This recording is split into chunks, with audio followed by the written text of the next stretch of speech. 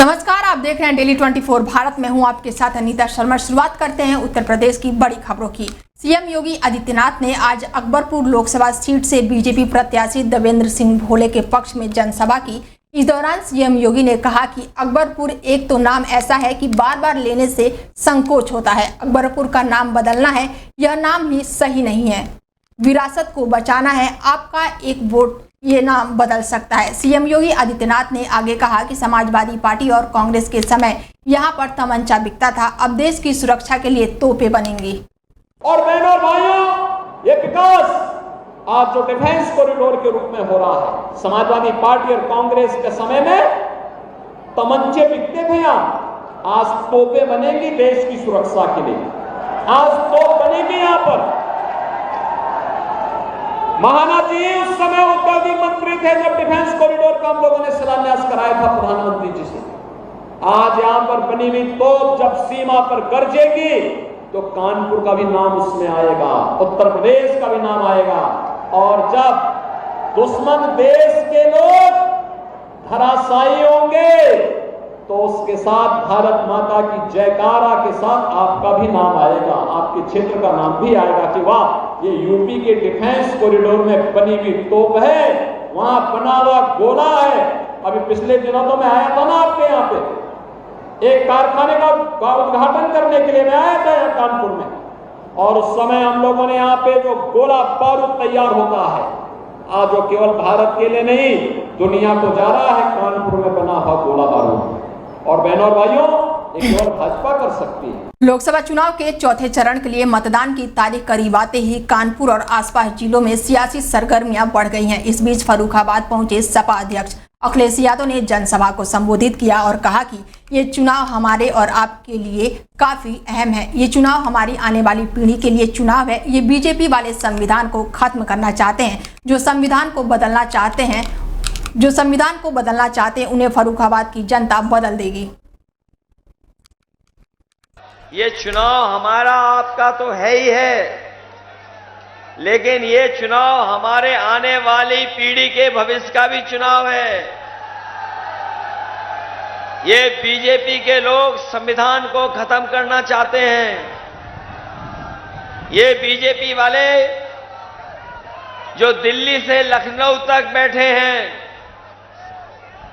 ये संविधान को खत्म करना चाहते हैं, संविधान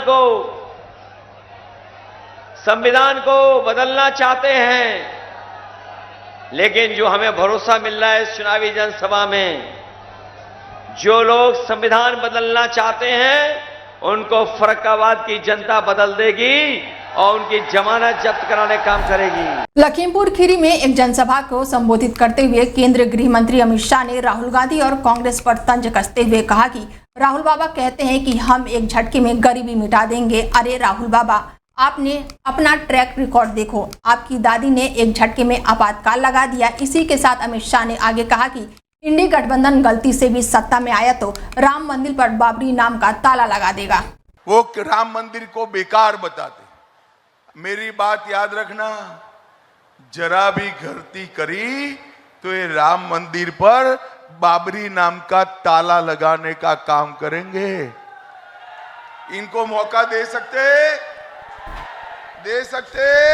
यूपी की रायबरेली लोकसभा सीट पर चुनाव प्रचार करते हुए प्रियंका गांधी ने बीजेपी पर निशाना साधा है। प्रियंका गांधी ने आरोप लगाया कि बीजेपी की पूरी मशीनरी राहुल गांधी के खिलाफ झूठ फैलाने में लगी हुई है। बीजेपी पर निशाना साधते हुए उन्होंने कहा कि वो धर्म, जाति और मंदिर मस्जिद के बारे में बात करते हैं, लेकिन हम लोगों से जुड़े हुए मुद्दों के बारे में बात करते हैं। गांधी परिवार का गढ़ रायबरेली में अपने भाई राहुल गांधी के लिए चुनाव प्रचार करते हुए प्रियंका गांधी ने आगे कहा कि राहुल गांधी को हराने के लिए बीजेपी ने अपनी पूरी ताकत लगा दी है, लेकिन वह पीछे नहीं हटे। वह लोगों को न्याय दिलाने के लिए डटे रहे। हर तरह के गलत बातें, हर तरह के झूठ उन्होंने फैलाए।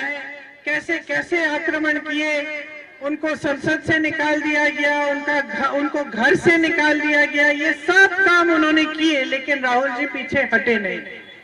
ये उनका चरित्र है कि जब वो अन्याय होते हुए देखते हैं तो न्याय की लड़ाई लड़ते हैं और उससे एकदम पीछे हटते नहीं हैं। इसीलिए 4000 किलोमीटर राहुल जी कन्याकुमारी से कश्मीर तक पैदल चले और फिर उसके बाद मणिपुर से लेकर मुंबई तक उन्होंने यात्रा की। और ये यात्रा क्या थी, चाहे वो पैदल यात्रा थी, चाहे वो मणिपुर से मुंबई वाली जो उन्होंने जीप में यात्रा की, ये यात्रा क्या थी? ये आपकी समस्याओं को समझने वाली यात्राएं थी। ये देश को बताने वाली यात्राएं थी कि देश में जो राजनीति की दिशा है वो गलत जा रही है। मतदान प्रतिशत बढ़ाने के लिए यूं तो देश और प्रदेश में अनेकों अभियान चलाए जा रहे हैं, लेकिन गोंडा जिले में मतदान प्रतिशत बढ़ाने को लेकर अनूठा अभियान चलाया जा रहा है, जिसको लेकर गोंडा जिला अधिकारी की जमकर प्रशंसा हो रही है।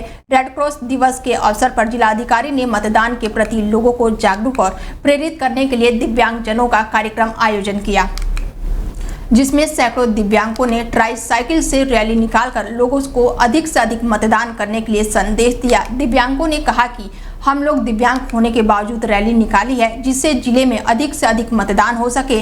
इसके लिए हम लोग जिला अधिकारी को धन्यवाद देते हैं कि उन्होंने हम जैसे लोगों को देश के लोकतंत्र के प्रति अपनी भूमिका निर्वहन करने का मौका दिया।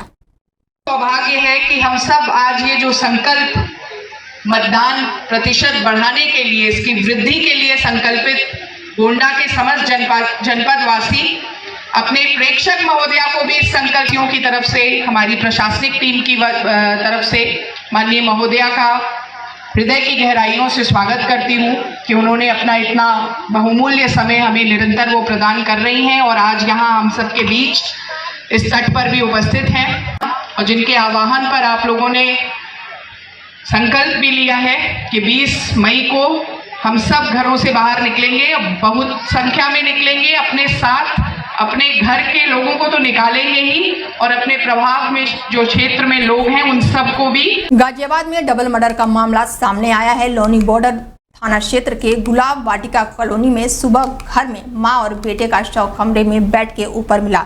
दोनों खून से लथपथ मिले। बताया जा रहा है कि दूसरे कमरे की अलमारी से नकदी और जेवरात गायब है। मकान की दूसरे मंजिल में यह घटना हुई है। तीसरी मंजिल पर परिवार सो रहा था।